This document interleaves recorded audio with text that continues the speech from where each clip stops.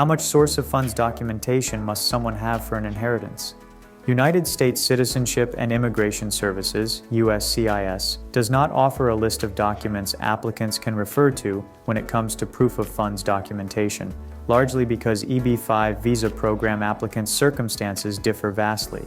The focus should be on meeting the burden of proof, proving that the person obtained the funds legally by a preponderance of evidence.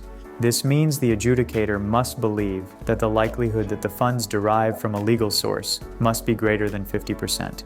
When it comes to an inheritance, the applicant must show that they are the rightful owner of the inheritance and that the person who died had, by a preponderance of the evidence, obtained the assets legally.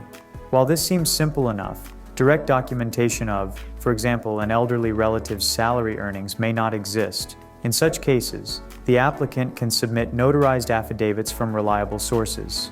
The applicant should, with their Form I-526E petition, submit a capital source statement that sets out that the applicant inherited the EB-5 investment funds and that identifies the deceased and how they acquired the funds. Additionally, they must prove their relationship to the deceased by, for example, submitting the deceased's death certificate. They must also provide a copy of the will and bank statements that show the deposit of the funds, or the funds moving from the originating account to their account. To show the deceased legally obtained the funds, the applicant can provide tax returns or pay stubs.